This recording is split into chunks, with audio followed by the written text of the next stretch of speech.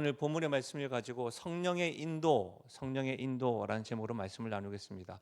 제가 이제 퐁당퐁당 말씀을 전하는데 실제로 제가 지지난 주부터 이 인도하심이라고 하는 나름의 기도하러 오셨을 때 하나님의 어떤 인도하심을 바라보고 오실 여러분들을 생각하면서 지난주에 시편 25편 가지고 주의 길을 내게 보이소서라는 제목으로 말씀을 전해드렸습니다. 그러면서 제가 하나님의 인도하심은 정보가 아니라 관계입니다. 그리고 하나님의 인도하심 우리를 온유함으로 이렇게 다듬으시면서 인도하십니다. 뭐 이런 식으로 말씀을 전했었습니다. 그래서 금요기도 집회 말씀을 혹 인도하심에 대하여 하나님의 어떤 뜻들, 하나님의 내 삶의 뜻들에 대해서 여러분들이 좀 더 집중적으로 말씀을 듣기 원하시는 분들은 그렇게 지난주부터 전해지는 제가 말씀을 이렇게 들으면 좋겠습니다. 그래서 오늘은 또 2차로 성령의 인도라고 하는 관점으로 오늘 말씀을 살펴보겠습니다. 제가 그 논문을 하나 봤는데요. 광신주의에 관한 논문에 대해서 그 논문에 보니까 어느 여자에 대해서 이렇게 말하고 있습니다. 한번 들어보십시오. 그 여자는 매일 아침 눈을 뜨자마자 그날을 주님께 봉헌한 다음 자신이 일어나야 하는지 말아야 하는지 묻고 그 음성이 그녀에게 옷을 입으라고 말하기까지 움직이지 않았다. 그녀는 각각의 옷가지들을 거칠 때마다 주님께 그것을 걸쳐야 하는지 물어보았으며 종종 주님은 그녀에게 오른쪽 신발은 신고 왼쪽은 신지 말라고 말씀하시곤 했다. 때로는 그녀는 양말을 신고 신발은 안 신어야 했으며 때로는 신발을 신고 양말은 안 신어야 했다. 광신주의자에 대한 글입니다. 어떠세요? 뭐 제가 한 부분만 이렇게 발췌해서 읽어드렸는데 이 논문에 등장하는 이 여인에 대해서 여러분 어떤 생각이 드십니까? 이런 거죠. 오늘 아침에 일어나서 제가 어떤 넥타이를 맬까요? 어떤 옷을 입어야 됩니까? 양말을 신어야 됩니까? 말아야 됩니까? 그렇죠? 꼭 결정장애자처럼 오늘은 아메리카노입니까? 아이스 아메리카노입니까? 라떼입니까? 저기로 가야 됩니까? 이리로 가야 됩니까? 이 옷을 사야 됩니까? 저 옷을 사야 됩니까? 이 남자입니까? 저 여자입니까? 이 모든 것들 다 그렇죠? 오늘 금요 기도에 와야 됩니까? 말아야 됩니까? 여러분은 어떤 마음으로 오셨습니까? 이런 매 순간순간 물어본다. 예, 매 순간마다 성령의 인도하심을 구한다. 굉장히 신령하게 보이지 않으십니까?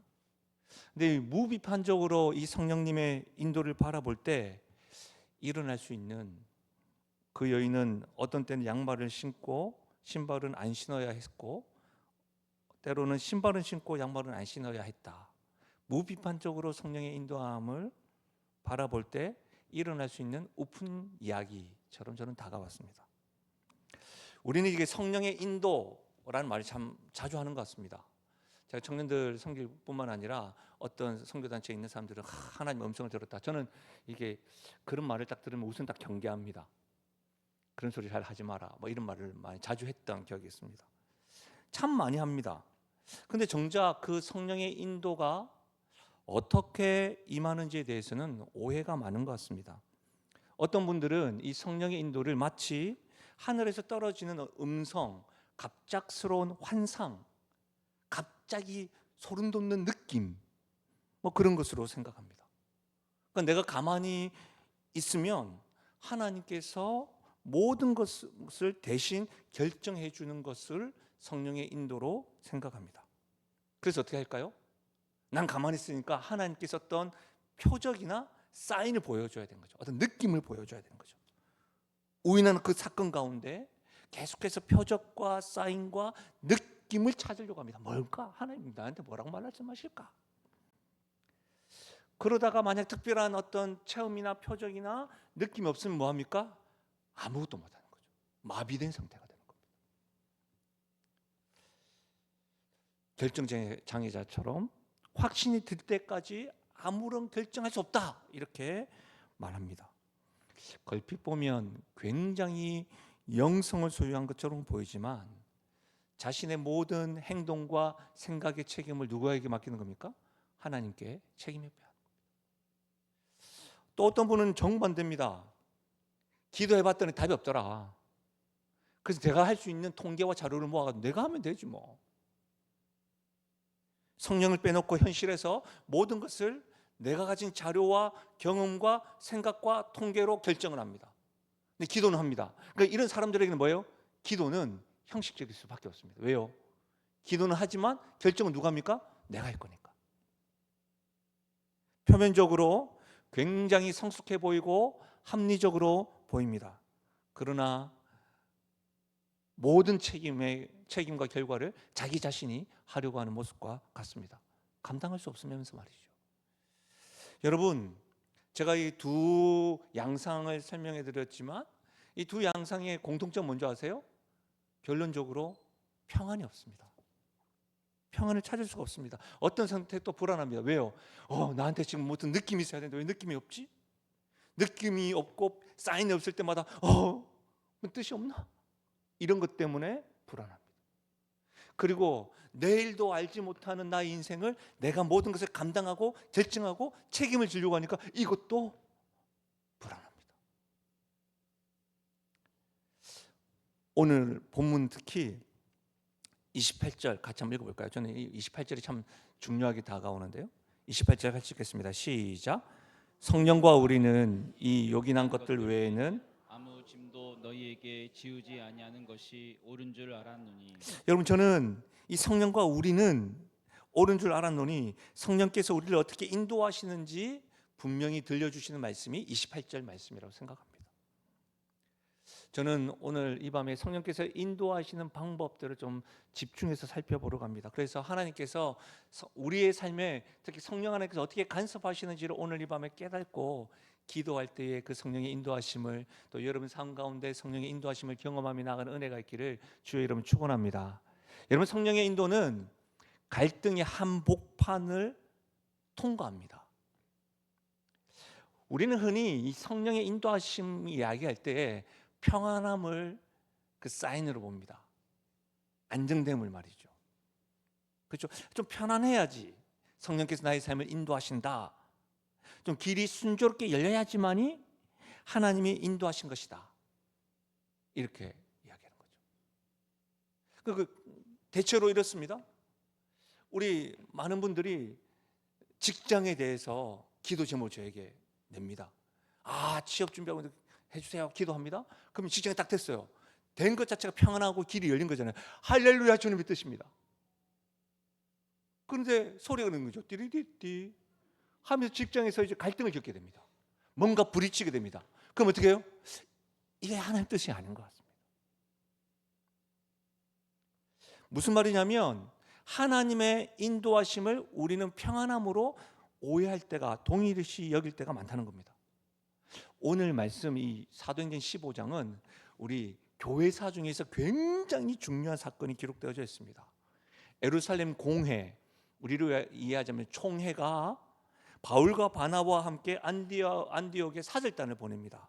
그렇죠? 우리 읽었죠? 그 사절단을 보내는데 바울과 바나바만 보낸 게 아니라 유다와 실라를 선택해서 보냅니다. 그리고 그들에게 보낼 때 어떻게 하면 편지를 하나 이방인 교회, 안디옥 교회가 처음 이방인 교회니까 그 교회에 보내는 거예요. 그러니까 공식적인 총회의 의견, 어떤 결정 사항들을 담은 편지를 가지고 가는 겁니다. 이 편지 사건을 통해서 이방인들은 기쁨과 위로를 가져왔습니다. 그리고 우리가 읽었지만 35절에 보니까 바울과 바나바는 그곳에서 계속해서 사역을 했습니다. 대충 아까 우리가 본문을 읽어봤지만 이방인들에게 뭔가 계속해서 강조하고 이렇게 하는 것에 대해서 총회에서 질문을 하는 거죠. 되게 재밌었던 질문 가운데 하나가 어느 교단에 이런 총회의 질문이 왔습니다. 요즘에 애완견과 반려견을 많이 키우니까 반려견에 대해서 장례비를 드려야 됩니까 말아야 됩니까? 이런 총회의 결정이 있었습니다. 네. 저에게 묻지 마십시오. 총회의 결정을 아직까지 온 게 없기 때문에. 네. 제가 강단에서는 제 개인적인 소견을 이야기할 수는 없지만 저 짧은 신학적인 소견으로는 반려견이라 할지라도 영이 없습니다. 그래서 그 반려견을 위로할 수 있는 건 없고 그냥 그 슬픔을 공감하고 그 위로는 가능하겠지만 그 반려견은 뭐 천국이 이건 아닌 것 같다. 근데 이제 교회에서 종교개혁과 관련된 그 제가 자료를 그러니까 누구와 저한테 물어봐가지고 또 답변을 해줘야 되니까 또 자료를 찾아보니까 종교개혁 당시에 걔가 교회 안에 들어 같이 예배를 드리고 있더라고요. 사진이 사파가 있더라고요. 어쨌든 그런 어떤 총회에 대한 그러니까 이제 가능하잖아요. 그냥 휴대폰으로 생각한 거죠. 그냥 강아지를. 그러면 같이 예배를 드릴 수 있는 거죠. 어쨌든 지금 공식적인 공의의 결정을 가지고 있는 겁니다. 근데 28절의 결정이 평화스러운 분위기 속에서 막 미소 지으면서 순탄하게 나온 결정이 아니라는 거예요. 여러분 이것을 아셔야 됩니다. 2절 우리가 읽지 않았지만 15장 2절 같이 한번 읽어볼까요? 15장 2절 같이 읽겠습니다. 시작. 바울 및 바나바와 그들 사이에 적지 아니한 다툼과 변론이 일어난지라 형제들이 이 문제에 대하여 바울과 바나바와 및 그 중에 몇 사람을 예루살렘에 있는 사도와 장로들에게 보내기로 작정하니라. 여러분 지금 바울 및 바나바와 그들 사이에 적지 않은 다툼과 변론이 일어났다. 이 적지 않은 다툼이라고 이야기할 때 그냥 말다툼이 아니고 격렬한 논쟁, 충돌이 있었다는 겁니다. 심지어 초대교회가 분열 직전까지 갔다는 거예요. 이것 때문에. 어떤 문제죠? 이방인이 구원받으려면 율법을 지켜야 하는가 말아야 하는가 이 문제로 말이죠. 이방인들이 구원받으려고 하면 율법을 지켜야 되는가 말아야 되는가. 이것이 교회의 운명을 가르는 문제였습니다. 여러분 이런 갈등과 문제 속에서 성령의 인도하심을 받아서 편지가 주어졌다는 말이에요. 무슨 말입니까? 성령의 인도는 갈등을 제거함으로써가 아니라 갈등을 통과시킴으로써 임한다는 때가 많다는 겁니다. 우리는 보통 이게 모든 어떤 갈등이 해결되어야지만 성령께서 임한다고 하는데 성령의 임함은 갈등을 통과함으로써 일어날 때가 많다는 거예요. 그 다툼을 피해가지 않습니다. 혼란을 단번에 없애주지도 않으십니다. 오히려 성령께서는요 그 다툼의 한복판을 통과하게 하면서 그 통과의 끝으로 인도하는 분이 성령님이라는 거예요. 요즘 운전을 하다 보시면 내비게이션이라는 것이 굉장히 생활화가 되었습니다. 근데 제 주변에는 가까운 거리도 내비게이션을 켜지 않으면 운전을 못 하시는 분이 항상 내비게이션. 제 생각에는 왜 저기 가는 내비게이션을 키우지? 이런 생각을 할 때가 있습니다. 네. 그럴 수 있잖아요. 근데 그런 분들은 또 이런 게 또 헷갈리는 거예요.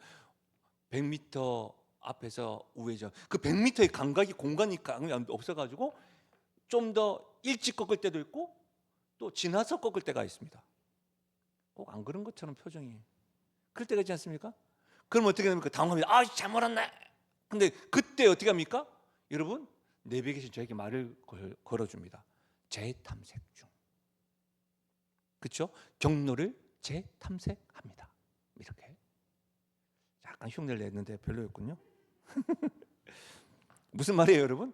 길을 잘못 든 순간에도 목적지를 향해서 내비게이션은 계속 뭐예요? 멈춘 게 아니고 계속 안내를 한순간도 멈추지 않고 GPS를 통해서 과학적으로 하는 거지만 계속 돌고 있는 거예요. 내가 잘못된 길에 들어설 때부터 내비게이션 뭐 하고 있습니까? 새 길을 찾으려고 막 돌고 있는 거예요. 저는 성령의 인도가 꼭 이런 것 같습니다. 우리의 인생이 막히고 혼란스러우면 우리는 어떻게 생각합니까? 평안이 없고 어려움이 닥치면 하나님이 나를 버리셨다, 하나님 사람이 막혔다 라고 생각을 많이 하지만 길이 안 보이는 바로 그 자리에서도 우리를 향한 성령의 인도는 뭐한다? 멈추지 않는다는 사실입니다. 아멘이십니까? 네. 만약 여러분의 어떤 중요한 결정 앞에서 지금 깊이 고민하고 있다고 한다면 그 고민과 씨름 자체가 여러분을 향한 성령의 인도가 멈춘 것이 아니라 지금도 여러분의 그 씨름과 고민 가운데 성령께서 뭐하고 있다? 재탐색하고 있으시면서 하나님께서 여러분을 인도하고 있다는 거예요. 그러면 성령의 인도가 갈등의 한복판을 통과한다고 한다면 그렇구나. 내가 씨름하는 자리, 내가 지금 혼란스러워하는 이 자리, 이것은 성령 하나님께서 나를 떠나신 것이 아니라 영원토록 죽을 때까지 함께 하신다고 약속하셨던 그 성령께서 부재한 것이 아니라 지금 성령의 인도가 진행되어지고 있는 한 구간이구나. 이것을 깨달으셔야 돼요. 창세기 32장에 보면 우리 이스라엘이라고 불리는 야곱이 압봉나루에서 밤새도록 하나님의 천사와 씨름하죠. 그때 거기에서 야곱은 이스라엘이라는 이름을 얻습니다. 여러분 그때 어떤 일이 있었습니까? 환도뼈가 딱 차이면서 쩔뚝거립니다. 평생 이렇게. 여러분 근데 그 고통의 순간 힘겨운 그 자리에서 하나님께서 야곱에게 이스라엘 이름을 받았습니다. 중단된 게 아니라고요. 우리가 참 사랑하는 시편이 시편 23편 아닙니까?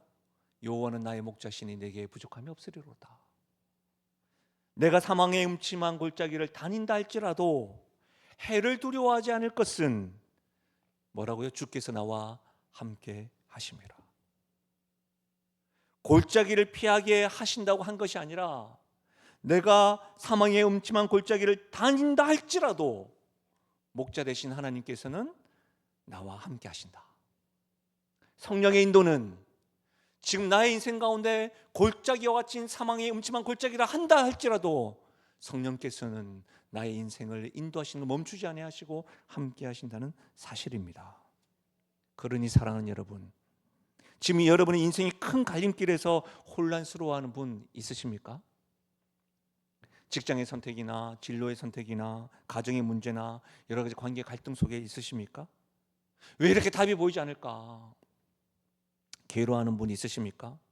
오늘 사도행전 15장 말씀을 통해서 성령께서 우리 깨달아 주신 게 뭐예요? 그 혼란이, 그 씨름하는 장소가, 지금의 그 구간이 내가 너를 버리거나 그런 자리가 아니다.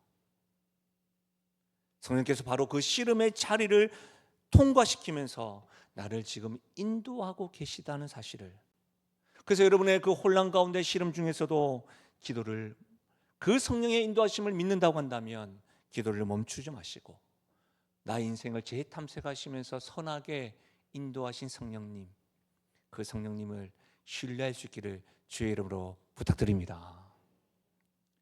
성령의 인도는 우리의 혼란을 통과하면서 인도하실 뿐만 아니라 말씀과 분별을 통해 인도하십니다. 여러분, 예루살렘 총회에 격렬한 다툼이 있었는데 이것이 어떻게 하나의 일치로 한 마음으로 이끌었습니까? 오늘 우리가 15장 전체를 읽어보면 적어도 세 가지의 이유가 있습니다. 첫 번째로는 베드로가 딱 나서가지고 그 예루살렘 총회의 수장은 야고보였는데 베드로가 그래도 뭐 가장 또 이렇게 영향력 있는 제자니까 뭐라고 하냐면 지금 15장이니까 사도행전 10장에 경험되어졌던 이달리아 장군 고넬료에 대한 이야기를 합니다. 이방인도 예수를 믿었더라. 자기의 경험을 증언합니다. 그 이방인들에게도 성령이 임했다 이렇게 이야기합니다. 그리고 어떻게 이야기합니까? 바울과 바나바가 이제 딱 나섭니다. 하나님께서 이방인들을 긍휼히 여기시고 그들에게도 성령을 주셨다라고 이야기를 합니다. 그 표적을 말한 거죠. 그리고 나서 야고보가, 예루살렘 공회 총회의 수장인 야고보가 아모스 선지자의 말씀을 펼쳤습니다. 성경을 펼쳤습니다. 그 펼친 말씀이 우리는 22절부터 봤기 때문에 모르실 수 있는데 15절에서 16절입니다. 15절, 16절. 우리 같이 한번 그 16절과 17절, 우리 15절은 이제 선지자들이 말씀이 이와 같이 일치하는데 기록된 바 이렇게 되어져 있으니까 16절과 17절 같이 읽겠습니다. 시작. 이후에 내가 돌아와서 다윗의 무너진 장막을 다시 지으며 또 그 허물어진 것을 다시 지어 일으키리니 이는 그 남은 사람들과 내 이름으로 일컬음을 받는 모든 이방인들로 주를 찾게 하려 함이라 하였으니 즉 예로부터 이것을 알게 하시는 주의 말씀이라 함과 같으니라. 여러분 보십시오. 참 초대교회가 또 예루살렘 공회가 이 우리 총회가 정말 건강하지 않습니까? 세 가지를 정리하면 성령의 인도는 어떤 신비한 느낌으로 임하지 않습니다. 하나님께서 행하신 일들을 함께 간증하고 또 하나님의 말씀을 펼쳐서 그 빛 안에서 분별해서 결정을 하고 있는 거예요. 그래서 여러분 19절, 우리가 22절부터 읽었지만 19절 말씀해 보면 여러분 성경책에 한번 보세요. 그러므로 내 의견에는 이런 말을 표현합니다. 초대교회의 대표로서 자신의 의견을 강력하게 내가 의장이요, 내가 담임 목사요, 내가 총회장인데, 내가 노회장인데, 저도 3년만 있으면 노회장이 됩니다. 그렇게 말하는 게 아니라 굉장히 신중하고 분별된 언어로 지금 말하고 있는 겁니다. 그러므로 내 의견에는 이렇게 이야기하면서 뭐라고 해요? 28절, 성령과 우리는 이라고 하는 표현으로 이야기합니다. 여러분, 저는 이것이 성령의 인도의 신비라고 생각되어집니다. 성령과 우리는, 성령께서는 여러분 우리의 생각을 무시하면서 인도하시지 않습니다. 우리의 분별을 비워두고 인도하지 않습니다. 오히려 어떻게 해요? 말씀을 묵상하는 우리의 마음 가운데, 기도하며 씨름하는 우리 생각 가운데 성령께서 조용히 당신의 뜻을 밝혀주십니다. 여러분, 만약 이 시간에 지금 이제 비가 왔다 안 왔다 하는데 번개가 치고, 지난번에 우리 예배 드릴 때 옆에서 쿵 했었거든요. 그리고 난 교회에 무슨 문제가 있나 싶어가지고 스피커가 터진 거 아닌가 했는데, 스피커가 터진 게 아니고 감사하게, 감사한 건 아니고 옆에 전봇대에 그게 뻥 터졌다고. 뻥 터졌는데 지금 다 어두워. 그럼 우리는 다 어떻게 할까? 엄마 하면서, 제가 그래도 리더니 그렇게 휴대폰 꺼내요. 왜? 휴대폰 뭐가 있으니까? 손전등 있으니까 막 이렇게 하면서 이렇게 비출 거라고요. 맞죠? 아닙니까? 여러분 집에서 그래 손전등 비출 거네요. 요즘에는 뭐 이게 손전등 안 가지고 휴대폰 딱 꺼내면 손전등 비출 거. 손전등이 우리 전체를 다 밝히냐고요? 아닙니다, 여러분. 내 발 앞에만 밝히고 약간 앞에만 밝힙니다. 조금 앞 사람이 들어가도 저 사람 누군가 모릅니다, 잘. 제가 무슨 말이냐면, 여러분, 한 걸음씩 가다 보면 손전등이 비춰주는 그 앞에 보여지는 한 걸음씩 가다 보면 우리의 목적지에 열리는 거예요. 저는 하나님 말씀이 손전등 같아요. 시편 119편 105절 말씀에 주의 말씀이 내 발의 등이래요. 내 발의 등이래요. 하나님은 우리에게 어떤 인생 전체의 지로를 한 번에 보여주지 않으십니다. 어떻게 해요? 말씀 앞에 설 때 한 걸음씩 한 걸음씩 비춰 주십니다. 그래서 여러분, 기독교 강요 종교개혁자 존 칼빈이 이렇게 말했습니다. 1권 6장에 보면, 성경은 우리의 흐린 눈으로는 하나님을 바로 볼 수 없기에 하나님이 친히 씌워준 뭐와 같다? 안경과도 같다. 여러분, 제가 개인적으로 유재석을 좋아하는데 그의 어떤 그 진행 능력, 사람에 대해서 막 질문하는 거, 막 그런 것들 다 좋아하지만, 제가 좋아하는 이유 중에 하나가 유재석이 안경을 벗으면 그렇게 나와 비슷해요. 안 통합니다. 근데 여러분, 안경을 벗으면 저는요 흐릿해요. 잘 안 보여요. 여러분, 우리 인생도 그래요. 하나님께서 우리의 흐린 눈으로 하나님을 바라볼 수 없기 때문에, 존 칼빈의 고백을 보십시오. 하나님이 친히 씌워준 안경과 같은 게 성경이래요. 말씀의 안경을 쓰는 순간 우리 인생 길이 하루하루 이렇게 주의 말씀이 내 발에 등이요 내 길에 비치니이다. 그러니 사랑하는 여러분, 성령의 인도를 구하면, 여러분의 인생 가운데 지금 성령께서 인도하기를 원하십니까? 그런데 여전히 성경을 펼치지 않아요. 덮어놓기만 해요. 여러분의 인생 가운데 정말 하나님 인도시 바라볼 때면 하나님 앞에 부끄러워하지 마시고 그때만이라도 성경을 읽으셔야 돼요. 그때만 성경을 피셔야죠. 응답을 기다리면서 분별을 게을리하지 마십시오. 하나님의 뜻은 게으른 자에게 갑자기 떨어지는 그런 응답은 없습니다. 말씀 앞에 무릎 꿇은 자, 말씀을 사모하는 자, 말씀을 펴서 읽고, 하나님 오늘도 주님께서 나의 길을 열어주십시오라고, 그런 자들에게 하나님께서 말씀의 빛으로 우리를 인도하는 줄 믿으시길 바랍니다. 저는 성령의 인도는 우리의 혼란을 통과하면서 인도하신다. 성령의 인도는 말씀과 분별을 통해서 인도하신다. 성령의 인도는 성령과 우리라고 하는 신비입니다. 28절 다시 한 번 더 읽어봐요. 제가 이 본문을 오늘 계속 많이 묵상했는데요. 성령과 우리 같이 읽겠습니다. 시작. 성령과 우리는 이 요긴한 것들 외에는 아무 짐도 너희에게 지우지 아니하는 것이 옳은 줄 알았노니. 여러분, 이 성령과 우리, 이 말은 굉장히 놀라운 표현입니다. 왜요? 성경은 지금 성령이 우리에게 말씀하셨다라고 말하고 있지 않습니다. 또 우리가 지금 머리를 맞대고 회의에서 결정한 일입니다, 그렇게 말하고 있지 않고 어떻게 성령과 우리라고 이야기합니다. 무슨 말이에요? 성령의 인도는 인간의 분별, 성령의 인도와 인간의 분별력이 어떻게 좀 한 문장이 되었다는 거예요. 한 문장. 성령의 인도와 인간의 분별력이 하나의 결정으로 묶여 있다는 말이에요. 놀랍지 않아요?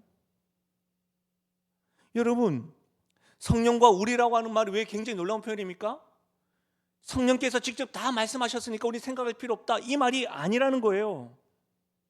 무책임하면서 열광적으로 하나님께서 말씀하시면 움직일 것이다, 이런 말이 아니라는 거예요. 잘못됐단 말이에요. 결국 또 어떤 겁니까? 내가 다 알아서 할게, 이렇게 하나님이 없다고 생각하는 인본주의적 생각들이 잘못됐다는 말이에요. 성령과 우리라는 말이 무슨 말입니까? 전적으로 성령이 우리를 인도하시면서 어떻게 동시에 우리의 책임 있는 분별이 포함되어 있다는 말이에요. 아멘입니까? 이게 얼마나 중요한 말입니까? 다시 말하면 이게 믿음을 가진 성도의 삶이에요. 우리는 꼭두각시가 아니라고요. 성령께서, 하나님께서 말씀하시는 것만 그냥 아멘하고 그러는 게 아니라 성령과 우리, 성령의 인도하심과 동시에 우리의 가지고 있는 생각들, 우리의 경험들을 사용하신다는 거예요. 이것이 여러분이 우리 제자반 할 때마다 성경에 대해서 배울 때 유기적 영감서라는데, 여러분 성경 66권의 저자가 다 달라요. 시대도 달라요. 베드로는 어부였어요. 마태는 관리자였어요. 누가는 의사였어요. 바울은 어떻게 해요? 학자였어요. 근데 여러분, 그 모든 사람들이 가지고 있던 문화들과 상황들과 어휘와 경험들 다 사용하셔서 어떻게 해요? 하나님의 뜻을 이루셨다는 거예요. 성도의 삶은 그런 거예요. 우리를 꼭두각시처럼 실로 묶어가지고 인도하시는 것이 아니라 성령과 우리라는 말이에요. 우리는 성령님께 모든 것을 맡기되 우리는 손 놓지 않습니다. 어떻게 해요? 우리는 최선을 다해서 분별하지만 우리의 지혜를 신뢰하지 않습니다. 왜요? 지혜는 여호와를 경외하는 것이니까. 최선을 다해서 고민하지만 끝끝내 우리는 하나님을 경외하는 것, 이것이 성령과 우리라고 하는 의미입니다. 제가 이전에 우리 아이들을 어렸을 때 자전거 태워줬던 이야기를 한 적이 있습니다. 자전거 태워주면 다 엄마들은 꼭 아빠 보고 하라고 해요. 본인 하면 될 텐데. 웃을 줄 알았습니다. 죄송, 제가 아내를 뭐 이렇게 하는 게 아니고, 자전거 이렇게 좀 무거우니까 이게 어그정 하면서 이렇게 하거든요. 팔짝으로도 아니고 뒤에서 잡으면 이렇게 어그정 하면서 이렇게 하잖아요. 그렇게 하다 계속 뛰면 자기는 페달을 밟는데 넘어지는 거 잡아야 되지, 넘어지면 이렇게 세워야 되지, 뭐 그 순간에 슈퍼맨이 되어야 합니다. 그렇죠? 근데 막 자전거 막 페달 막 하잖아요. 근데 하다 어떻게 합니까? 순간 놔야 됩니다. 놔야 그 자전거 타지. 요즘에는 제가 초보 아빠일 때는 4발 자전거가 있어요. 4발 자전거 뒤에 2발. 요즘엔 4발 자전거 사라졌답니다. 그 자전거도 외국에서 가져와가지고 발로 막 하면서 자기가 막 하면, 관심이 없으시고 발로 막 하면서 2발을 막 한대요. 그러다가 발로 막 하다가 발을 딱 떼고 자기 이렇게 한대. 그러니까 좀 더 이제 자기 주도가 많이 된 거지, 자전거도. 근데 이제 막 잡아준다고. 여러분, 그러면서 뭐라고 합니까? 아이들은 아빠 내가 자전거 탄다. 근데 맞죠? 지가 페달 밟고 타는 거 맞죠? 네. 근데 뭐 그 타게 됐던 모든 과정 가운데 누가 붙잡아 준 거예요? 아버지가 붙잡아 줬잖아요. 방향을 잡아주고 발을 맞춰주는 아버지가 없었다고 하면 탔겠습니까? 아닙니다, 여러분. 그 뭐예요? 아이 혼자 탄 게 아니고 그 자전거 누가 같이 탄 겁니까? 아버지가 탄 거예요. 아버지 같이. 이것이 성령과 우리라고 하는 신비예요. 제가 또다시 이전에 자전거에 대한 예화를 들었지만 성령과 우리를 제 머리로는 이 짧은 시간에 설명해 드릴 예화가 없는 거예요. 근데 제가 생각해보니까 그거밖에. 우리는 페달을 밟습니다. 우리는 어떤 것들을 결정합니다. 그러나 그 모든 과정 가운데 성령께서 보이지 않는 손으로 우리와 함께하는 거예요. 이게 성령과 우리라고 하는 신비인 거예요. 여러분, 이 말씀이 사도 바울이 이렇게 또 설명해 놓은 것 같습니다. 빌립보서 2장 12절 13절 같이 한번 읽어볼까요? 빌립보서 2장 12절 13절 같이 읽겠습니다. 시작. 그러므로 나의 사랑하는 자들아, 너희가 나 있을 때뿐 아니라 더욱 지금 나 없을 때에도 항상 복종하여 두렵고 떨림으로 너희 구원을 이루라. 너희 안에서 행하시는 이는 하나님이시니 자기의 기쁘신 뜻을 위하여 너희에게 소원을 두고 행하게 하시나니. 여러분 보십시오. 제가 파란색으로 마킹한 부분을 보십시오. 두렵고 떨림으로 너희 구원을 이루라. 너희가 두렵고 떨림으로 그 구원을 계속해서 이루라 이야기하는데, 여러분 그 다음 절이 무엇입니까? 너희 안에서 행하시는 이는 하나님이시다. 우리가 이루는데 실은 누가 이루신다는 말이 하나님이 이루신다는 겁니다.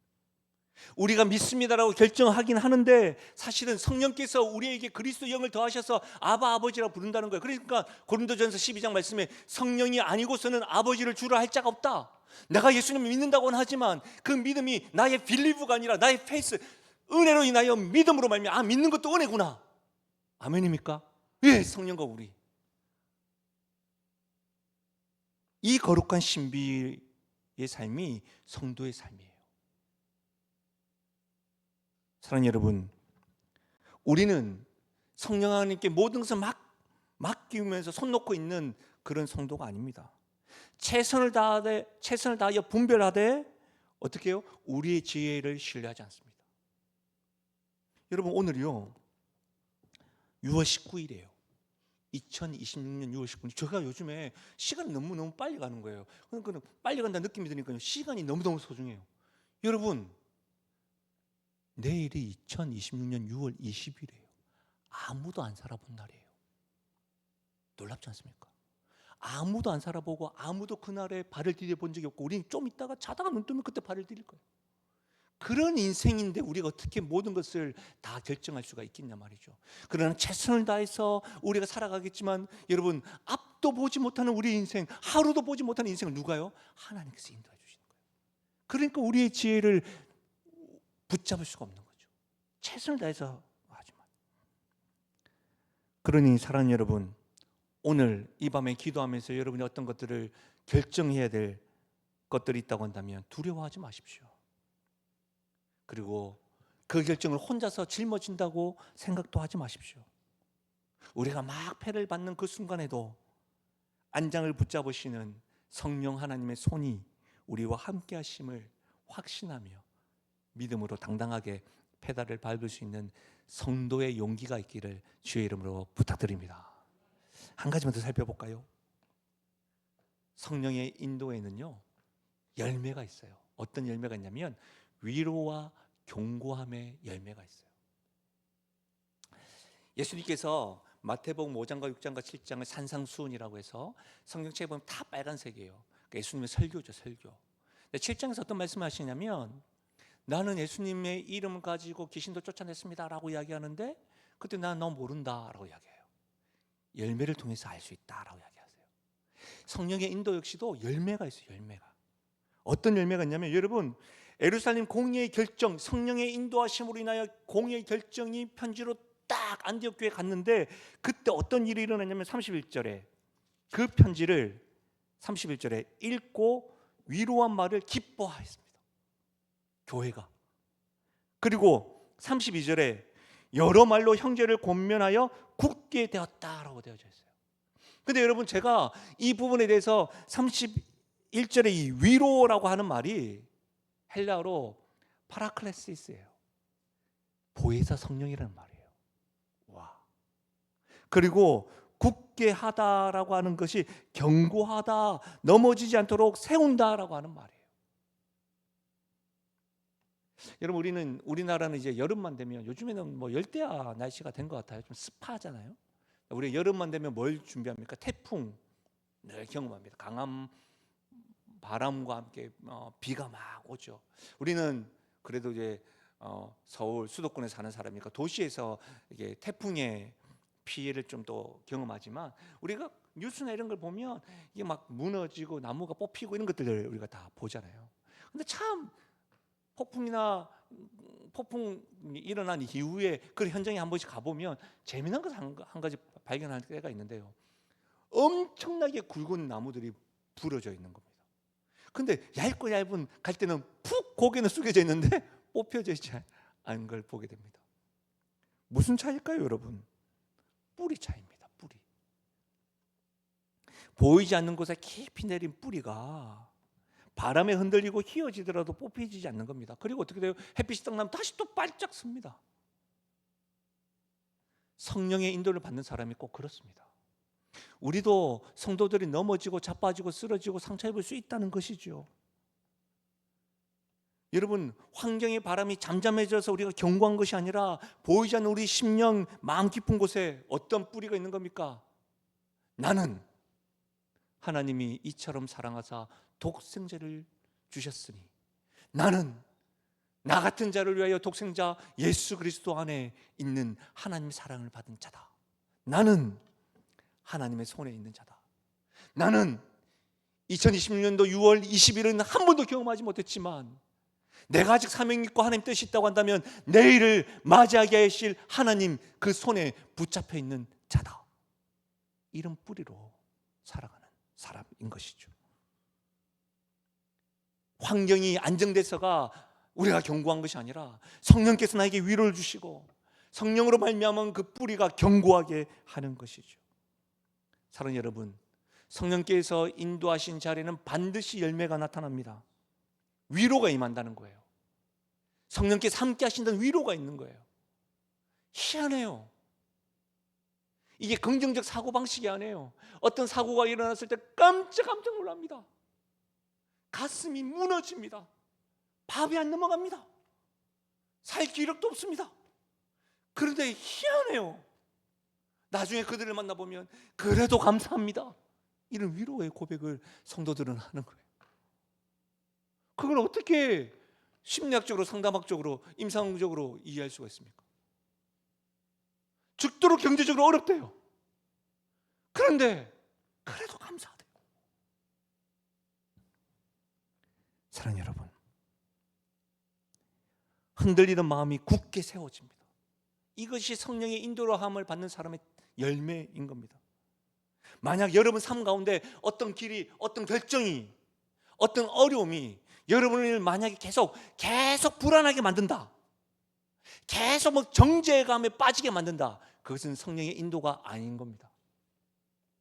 그렇죠? 성령의 인도의 열매는 뭐라고 했습니까? 위로가 있고 기쁨이 있다고 했습니다. 여러분 어떤 것들을 결정하고 어떤 것들을 선택할 때마다 여러분 스스로 한번 이게 잘못된 거 아닐까? 그럼 성령의 인도 아닙니다, 여러분. 성령의 인도는 위로와 기쁨이 있고 견고하게 합니다.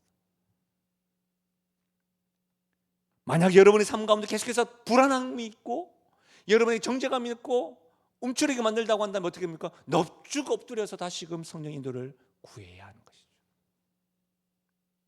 왜요? 성령의 인도함의 열매 끝에는 뭐가 있습니까? 평안과 위로가 있는 것입니다. 그런 겁니다. 빌립보서가 너무 놀랍지 않습니까? 옥중서신인데 말년에 사도 바울이 말년에 감옥에서 빌립보서를 빌립보 교회에게 이야기하는데 그 핵심 주제가 뭐예요? 주 안에서 기뻐하라는 거예요. 여러분이 좋아하는 말씀 가운데 무엇이든지 아무든지 염려하지 말고 모든 일을 감사함으로 하나님께 아뢰라. 아니 어떻게 그 감옥에 있는 사람이 그런 말 할 수가 있는 거죠? 하나님에 대한 자신감이 없으면 그런 말 못하는 거죠.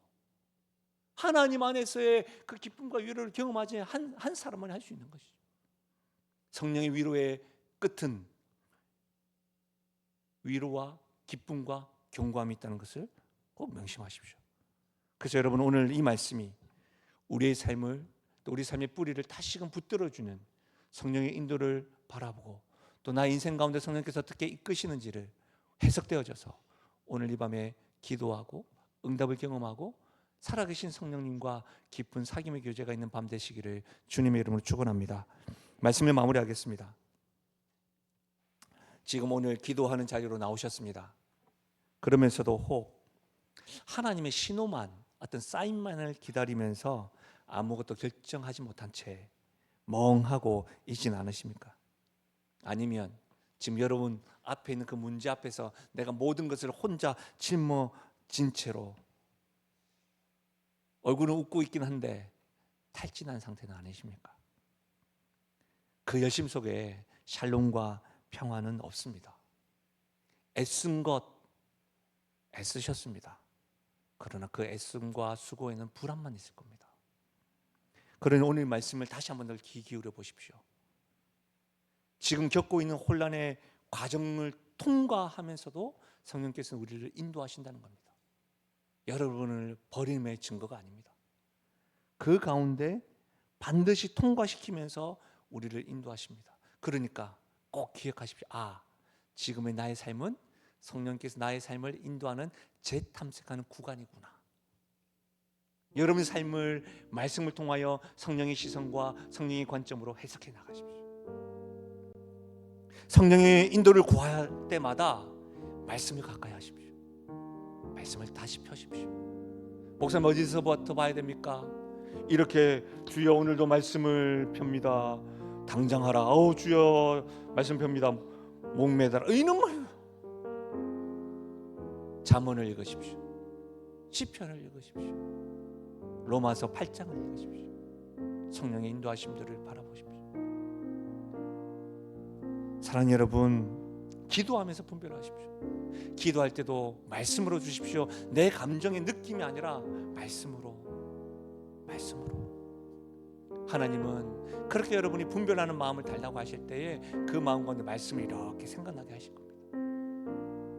그냥 매주마다 들었던 설교 말씀을 잊어버렸었는데 갑자기 생각나기도 하실 겁니다. 찬양에 담겨져 있는 말씀이 생각나기도 하실 겁니다. 믿음의 동역자 지나가면서 그냥 흥얼거렸고 그냥 했던 그 말이 생각나게 할 것입니다. 어떤 때는 어떤 책을 읽었을 때 그 내용이 막 생각나게 할 것입니다.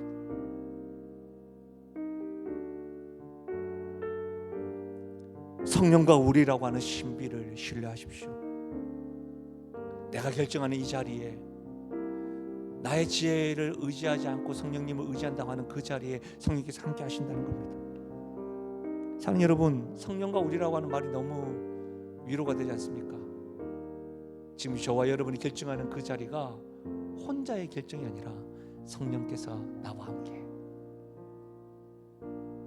목사님, 성령께서 나와 함께 한다는 걸 어떻게 알 수 있습니까? 오늘 모든 분들에게 선명하고 분명하게 말씀드립니다. 예수 그리스도가 나의 구주시고 나의 구원자라는 확신이 있으신 분은 여러분에게 성령께서 함께 하신다는 것을 믿으시길 바랍니다. 믿음은 있지만 우리 믿음이 연약할 수는 있습니다. 그렇다고 믿음이 연약하다 성령이 떠나지는 않습니다. 히브리서 13장 5절 말씀에 성령은 내가 죽을 때까지 영원토록 함께 하신다 약속하셨습니다. 오늘 나와 함께하는 성령님의 인도함을 받는 이 밤 되시기를 주의 이름으로 축원합니다. 우리 이 시간 이 찬양으로 주 앞에 고백하며 나가겠습니다.